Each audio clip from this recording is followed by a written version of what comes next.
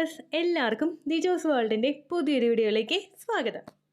ഇന്നത്തെ വീഡിയോയിൽ സംസാരിക്കുന്നത് രാത്രികാലങ്ങളിൽ നമുക്ക് ഏറ്റവും കൂടുതൽ ഉണ്ടാകാൻ സാധ്യതയുള്ള പ്രഗ്നൻസി ലക്ഷണങ്ങളെ പറ്റിയിട്ടാണ്.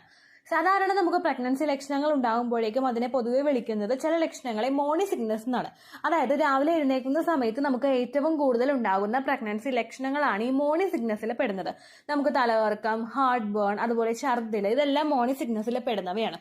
കാരണം എന്താണെന്ന് വെച്ച് കഴിഞ്ഞാൽ നമ്മൾ ഏർലി സ്റ്റേജിൽ ഹോർമോൺ ഏറ്റവും കൂടുതൽ ശരീരത്തിൽ ഉണ്ടാവുന്നത് രാവിലെ ടൈമിലായിരിക്കും. നമ്മളിപ്പോൾ ഡീപ്പായിട്ട് ഉറങ്ങി എഴുന്നേറ്റ് കഴിഞ്ഞ് ഫ്രഷ് ആവുന്ന സമയത്തായിരിക്കും ഏറ്റവും കൂടുതൽ ആ ഒരു ഹോർമോണിന്റെ ഹൈക്ക് നമ്മുടെ ബോഡിയിൽ ഉണ്ടാവുന്നത്.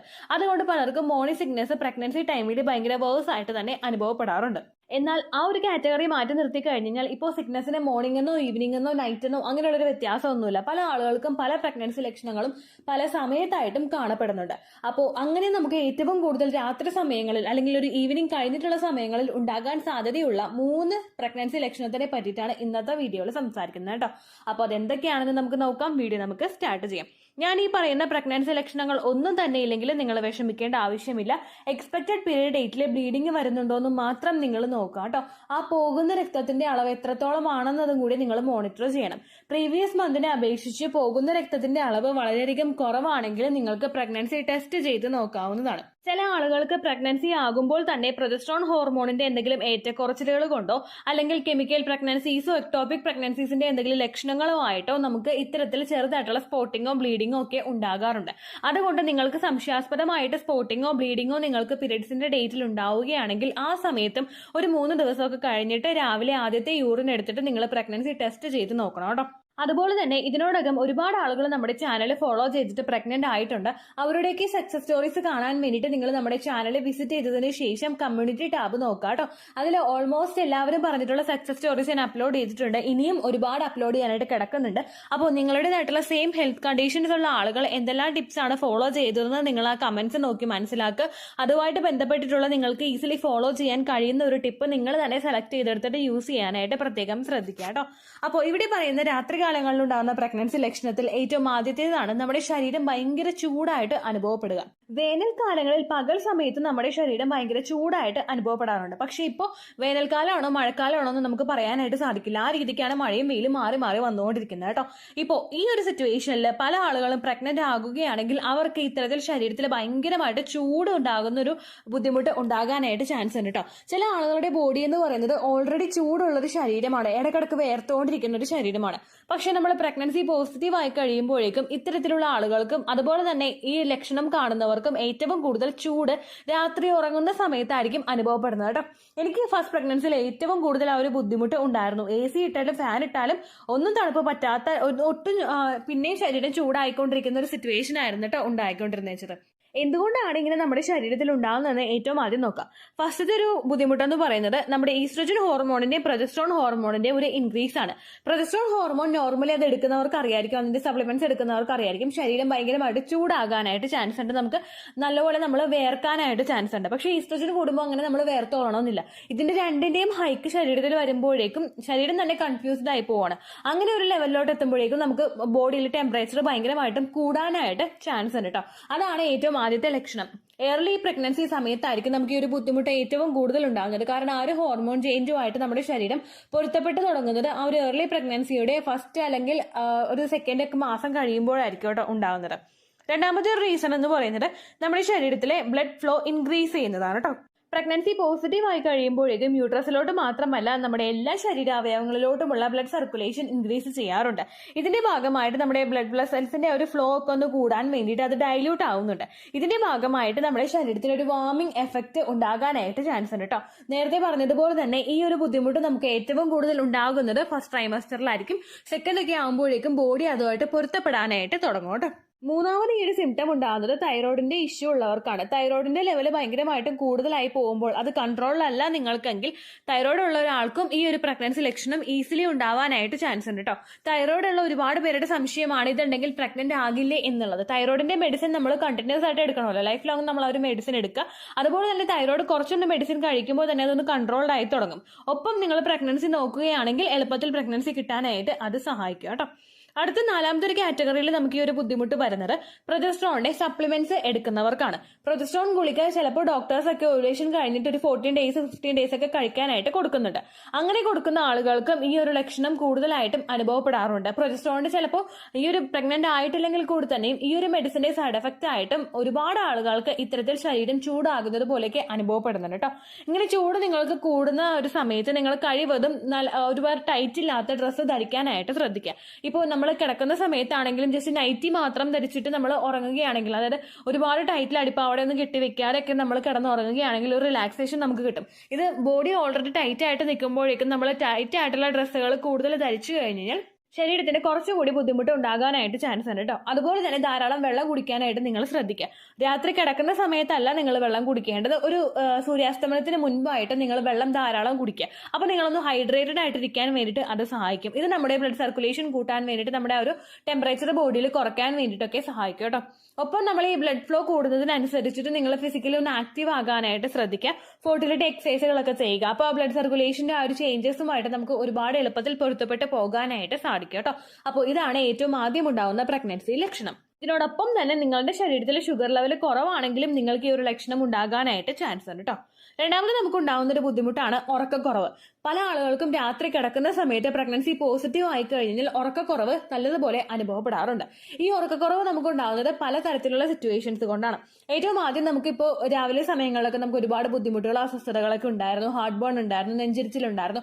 അത് നിങ്ങൾക്ക് കണ്ടിന്യൂസ് ആയിട്ട് മുൻപോട്ടേക്ക് പോകുന്നുണ്ടെങ്കിൽ അതിന്റെ ഡിസ്കംഫേർട്ട് വെച്ചിട്ട് നമുക്ക് ഉറങ്ങാനായിട്ട് ബുദ്ധിമുട്ടുകൾ അനുഭവപ്പെടാം. അതുപോലെ തന്നെ ചില ആളുകൾക്ക് പ്രഗ്നൻസി സിംറ്റം ആയിട്ടുള്ള ഫ്രീക്വന്റ് യൂറിനേഷൻ ഉണ്ടാവുന്നുണ്ട്. കണ്ടിന്യൂസ് ആയിട്ട് നമുക്ക് യൂറിനേറ്റ് ചെയ്യാനായിട്ടുള്ള ഒരു ടെൻഡൻസി.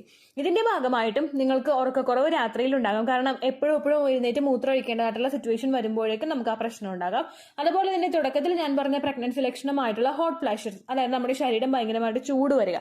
അങ്ങനെ വരുന്ന സമയത്ത് ചില ആളുകൾക്ക് അതുമായിട്ട് പൊരുത്തപ്പെട്ട് ഉറങ്ങാനായിട്ടൊക്കെ ഭയങ്കര ബുദ്ധിമുട്ടായിരിക്കും. അങ്ങോട്ടും ഇങ്ങോട്ടും തിരിഞ്ഞു മറിഞ്ഞ് കിടക്കാൻ മാത്രമേ ഉണ്ടാവുള്ളൂ, നമുക്ക് ഉറക്കക്കുറവ് അനുഭവപ്പെടും കേട്ടോ. അതുപോലെ ചില ആളുകൾക്ക് പെർട്ടിക്കുലർ ആയിട്ടുള്ള ഒരു സ്ലീപ്പിംഗ് പൊസിഷൻ ഉണ്ടാവും. ചിലർക്ക് കമന്ന് കിടക്കാനായിരിക്കും ഇഷ്ടം, ചിലർ നേരെ കിടക്കാനായിരിക്കും ഇഷ്ടം. പക്ഷെ പ്രഗ്നൻസി സമയത്ത് നമ്മൾ ഒരുപാട് നേരം നേരെ കിടന്നാലും ഒരുപാട് നേരം കമിഴ്ന്ന് കിടന്നാലും അത് ശരീരത്തിന് നല്ലതല്ല. ഒരുമാതിരി ഒരു സ്റ്റേജിലോട്ട് എത്തുമ്പോൾ നമുക്ക് കമിഴ്ന്ന് കിടക്കുന്ന കാര്യത്തെ പറ്റി ചിന്തിക്കാനേ ബുദ്ധിമുട്ടാണ്. പിന്നെ നമ്മൾ പ്രഗ്നൻസി സപ്പോർട്ടിംഗ് ആയിട്ടുള്ള പില്ലോസ് ഒക്കെ വെച്ച് കഴിഞ്ഞാൽ നമുക്ക് ഉറങ്ങാനായിട്ട് പറ്റും കേട്ടോ. അതല്ലാത്ത സിറ്റുവേഷൻസ് ഉള്ള ആളുകൾക്ക് ഇപ്പൊ അങ്ങനെ ഉറങ്ങി ശീലിച്ചവർക്ക് പെട്ടെന്ന് ആ ഒരു ചേഞ്ചസ് വരുമ്പോഴേക്കും അതിന്റെ ഭാഗമായിട്ടും ഉറക്കക്കുറവ് ഉണ്ടാകാനായിട്ട് ചാൻസ് ഉണ്ട് കേട്ടോ. നിങ്ങൾ മാക്സിമം നൈറ്റ് ടൈമിൽ കംഫർട്ടബിൾ ആയിട്ട് കിടക്കാനായിട്ട് ശ്രദ്ധിക്കുക. രാത്രി നിങ്ങൾക്ക് ഉറക്കക്കുറവ് ഉണ്ടായി കഴിഞ്ഞു കഴിഞ്ഞാൽ നിങ്ങൾക്ക് കൃത്യമായിട്ട് ഉറക്കം കിട്ടിയിട്ടില്ല എങ്കിൽ അതിന്റെ ഭാഗമായിട്ട് പിറ്റേ ദിവസം സിംറ്റംസ് ഭയങ്കര ഹെവി ആയിട്ട് നിങ്ങൾക്ക് അനുഭവപ്പെടും. ഭയങ്കരമായിട്ടുള്ള വോമിറ്റിംഗ് ഉണ്ടാകും, ഗ്യാസ് ട്രബിൾ ഉണ്ടാകും, അതുപോലെ തന്നെ ഭയങ്കര തേഴ്സ്റ്റി, അതായത് ദാഹം ഭയങ്കരമായിട്ടുണ്ടാകും. അതുകൊണ്ട് പ്രഗ്നന്റ് ആയിട്ടുള്ള സ്ത്രീകൾ കംപ്ലീറ്റ് ആയിട്ട് 8 മണിക്കൂർ ഉറങ്ങുന്നുണ്ടെന്നുള്ള കാര്യം കൃത്യമായിട്ട് ഉറപ്പ് വരുത്തണം കേട്ടോ. ഈ ഉറക്കക്കുറവ് നിങ്ങൾക്ക് ഉണ്ടാകുന്നുണ്ടെങ്കിൽ കഴിവതും നിങ്ങൾ ആ ഒരു ഉറങ്ങുന്നതിന് 1 മണിക്കൂർ മുൻപായിട്ട് ഇതുപോലെ ഫോണൊക്കെ മാറ്റി വെക്കാനായിട്ട് ശ്രദ്ധിക്കുക. അതുപോലെ ഹസ്ബൻഡിനോട് കാലൊക്കെ ഒന്ന് മസാജ് ചെയ്ത് തരാനായിട്ട് പറയുക. നല്ല രീതിക്ക് നമുക്ക് മസാജ് കിട്ടുമ്പോഴേക്കും എളുപ്പത്തിൽ കിടന്നുറങ്ങാനായിട്ട് പറ്റും. അതുപോലെ നമ്മൾ കാല് ഇങ്ങനെ ഉറക്കക്കുറവ് ഉണ്ടാവുന്നവരാണെങ്കിൽ കാല് കുറച്ച് ചൂടുവെള്ളത്തിൽ ഉപ്പിട്ട് സോക്ക് ചെയ്ത് വെക്കുന്നത്, അത് എപ്സം സോൾട്ട് ഉണ്ട്. എപ്സം സോൾട്ടിനെ പറ്റിയിട്ട് ഓൾറെഡി നമ്മുടെ ചാനലിൽ വീഡിയോ ഉണ്ട്. നമ്മുടെ ബ്ലഡ് സർക്കുലേഷൻ കൂട്ടാനും മാഗ്നീഷ്യത്തിന്റെ ലെവൽ വർദ്ധിപ്പിക്കാനും ഒക്കെ സഹായിക്കുന്ന ഒന്നാണ് എപ്സം സോൾട്ട് എന്ന് പറയുന്നത്. അത് നമ്മൾ കാലില് ഉപ്പ് വെള്ളത്തിലിട്ട് നമ്മൾ കാല് മുക്കി വെക്കുന്നതും ഉറക്കം കിട്ടാൻ വേണ്ടിയിട്ട് ഒരുപാട് സഹായിക്കും കേട്ടോ. ഇനി എപ്സം സോൾട്ട് നിങ്ങളുടെ കയ്യിലില്ലെങ്കിൽ സാധാ ഒരു ചെറു ചൂടുവെള്ളത്തിൽ നിങ്ങൾ കാല് മുക്കി വെച്ചിട്ട് ഒന്ന് റിലാക്സ് ആയിട്ടിരിക്കുന്നത് ഉറക്കം കിട്ടാൻ വേണ്ടിയിട്ട് നിങ്ങളെ ഒരുപാട് സഹായിക്കും കേട്ടോ. അടുത്ത രാത്രി കാലങ്ങളിൽ ഉണ്ടാകുന്ന മറ്റൊരു പ്രഗ്നൻസി ലക്ഷണമാണ് ഈ വിവിഡ് ഡ്രീംസ് എന്ന് പറയുന്നത്. അതായത് നമ്മളെ പേടിപ്പെടുത്തുന്ന തരത്തിലുള്ള വിചിത്രങ്ങളായിട്ടുള്ള സ്വപ്നങ്ങൾ നമുക്ക് ഉണ്ടാകുന്നത്. രാത്രി നമ്മൾ ഉറങ്ങുന്ന സമയത്തായിരിക്കും ഏറ്റവും കൂടുതൽ ഈ ലക്ഷണങ്ങൾ കടന്നു വരുന്നത് കേട്ടോ. ചിലർക്ക് ഉച്ചയ്ക്ക് ഉറങ്ങുന്ന സമയത്തും ഈ ഒരു ബുദ്ധിമുട്ട് ഉണ്ടാകാം. അപ്പോൾ ഇതുണ്ടാകുന്നതിനുള്ള കാരണങ്ങൾ എന്തൊക്കെയാണെന്ന് നമുക്ക് നോക്കാം. ഏറ്റവും ആദ്യത്തേത് നമ്മൾ നേരത്തെ പറഞ്ഞതുപോലെ തന്നെ നമ്മളിൽ ഉണ്ടാകുന്ന ഹോർമോൺ ചേഞ്ചസ്. ഇതുകൊണ്ട് പലർക്കും മൂഡ് സിക്സ് ഉണ്ടാവാനായിട്ട് ചാൻസ് ഉണ്ട്. അതുപോലെ തന്നെ പ്രഗ്നന്റ് ആകുന്ന സമയത്ത് നമ്മുടെ മൂഡിൽ പലപ്പോഴും വ്യത്യാസം ഉണ്ടാകാനായിട്ട് ചാൻസ് ഉണ്ട്. ഇത് ഒരു ബ്രെയിനിന്റെ ഒരു പ്രോസസ്സിനെ ആദ്യ സമയങ്ങളിൽ അഫക്ട് ചെയ്യാനായിട്ട് ചാൻസ് ഉണ്ട് കേട്ടോ. ഇതിന്റെ ഭാഗമായിട്ട് നമ്മൾ ഇതുപോലെ വിവിഡ് ആയിട്ടുള്ള പല ഡ്രീംസും നമുക്ക് ഉണ്ടാകാനായിട്ട് ചാൻസ് ഉണ്ട്.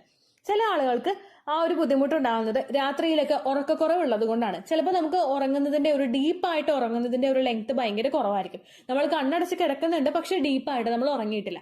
അങ്ങനെയുള്ളൊരു സിറ്റുവേഷനിൽ നമ്മൾ പേടിപ്പെടുത്തുന്ന സ്വപ്നങ്ങൾ കാണാൻ വേണ്ടിയിട്ടും അതുപോലെ എന്താ പറയാ നല്ലത് നമുക്ക് ഗുഡ്നെസ് കൊണ്ടുവന്ന തരത്തിലുള്ള സ്വപ്നങ്ങൾ നമ്മൾ കാണുന്നതൊക്കെ വളരെയധികം കുറവായിരിക്കും കേട്ടോ. ഈ ഉറക്കം നമ്മൾ പ്രോപ്പറായിട്ട് ക്രമീകരിച്ചു കഴിഞ്ഞാൽ നമുക്ക് കൃത്യമായിട്ട് ആ ഒരു ഹോർമോൺസിന്റെ പ്രവർത്തനമൊക്കെ നടക്കും. അതിന്റെ ഭാഗമായിട്ട് ഈ വിവിഡ് ഡ്രീംസ് ഒക്കെ ഉണ്ടാകുന്നതൊക്കെ കുറയും കേട്ടോ. അടുത്തൊരു ബുദ്ധിമുട്ട് ഇങ്ങനെ ഉണ്ടാവുന്നത് നമ്മളിൽ ഉണ്ടാവുന്ന സ്ട്രെസ്സും ആൻസൈറ്റിയും ഒക്കെയാണ്. ചിലർ പ്രഗ്നൻസി പോസിറ്റീവ് ആണെന്ന് അറിഞ്ഞു കഴിഞ്ഞാൽ അപ്പം മുതലേ ആലോചന തുടങ്ങും. കാരണം ചില ആളുകൾക്ക് ഫസ്റ്റ് പ്രഗ്നൻസി ഓൾറെഡി നഷ്ടമായി പോയവരായിരിക്കും, ചിലപ്പോൾ അബോഷനായി പോയവരായിരിക്കും. അങ്ങനെയൊക്കെ വരുമ്പോഴേക്കും ആ വീക്കിലോട്ട് അടുത്തോണ്ടൊക്കെ ഇരിക്കുമ്പോഴേക്കും മനുഷ്യന്മാർക്ക് ഉണ്ടാകുന്ന ടെൻഷൻ ഭയങ്കരമാണ്. ഏകദേശം ഒരുപാട് പേര് നമ്മുടെ ചാനലിൽ പറയുന്നുണ്ട് പ്രഗ്നന്റ് ആയിരിക്കും പക്ഷെ ഒന്ന് സന്തോഷിക്കാൻ പറ്റാത്ത ഒരുപാട് പേരുണ്ട് ചാനലിൽ. അതായത് 6 ആഴ്ച എത്തി കുഞ്ഞിന് നഷ്ടമായി പോയവരുണ്ട്, 8 ആഴ്ച എത്തിയിട്ട് നഷ്ടമായി പോയവരൊക്കെ ഉണ്ട്. അങ്ങനെയുള്ളവർ 6 ആഴ്ചയും 8 ആഴ്ചയും സെക്കൻഡ് പ്രഗ്നൻസിയിൽ എത്തുമ്പോഴേക്കും ഭയങ്കര ടെൻഷൻ ആയിരിക്കും. രണ്ടാമത് പ്രഗ്നന്റ് ആകുന്ന സമയത്ത് ഈ ഒരു ആഴ്ച കടന്നു കിട്ടാനായിട്ട് നമ്മൾ ഒരുപാട് ഇങ്ങനെ ചിന്തിച്ചുകൊണ്ടേയിരിക്കും.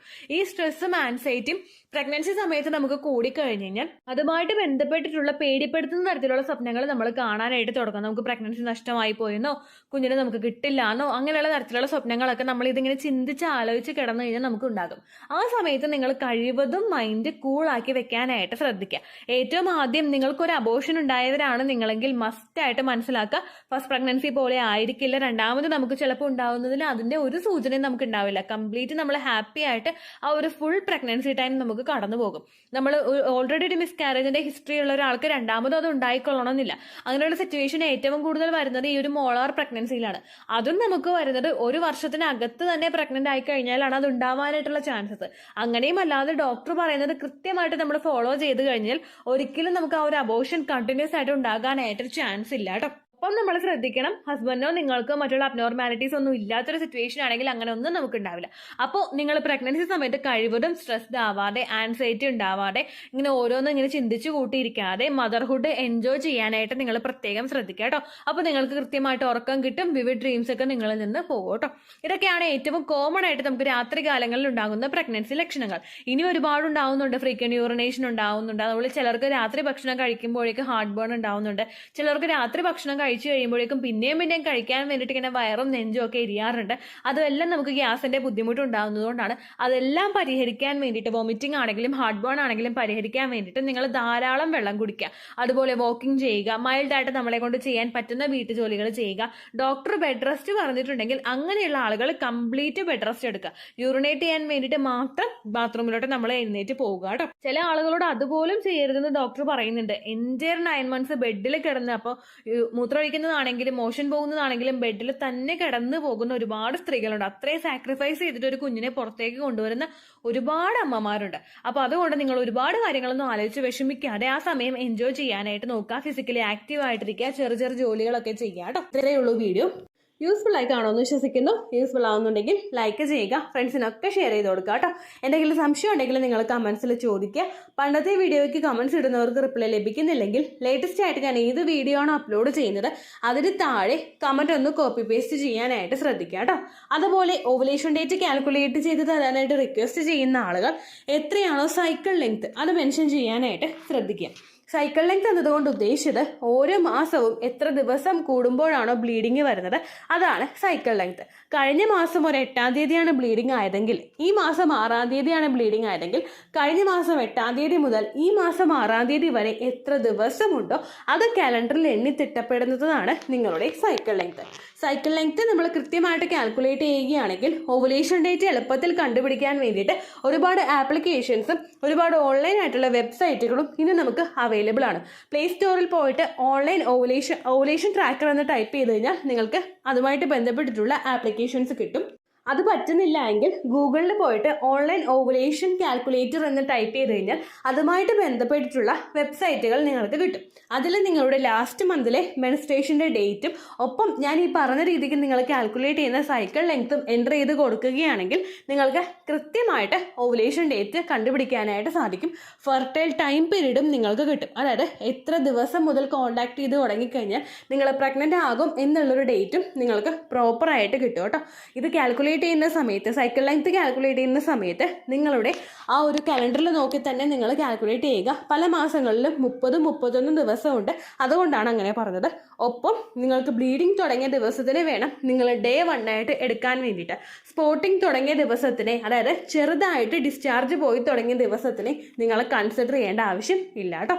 അപ്പോൾ ഇത്രയേ ഉള്ളൂ വീഡിയോ. അടുത്തൊരു വീഡിയോ ആയിട്ട് നമുക്ക് വീണ്ടും കാണാം. ബൈ.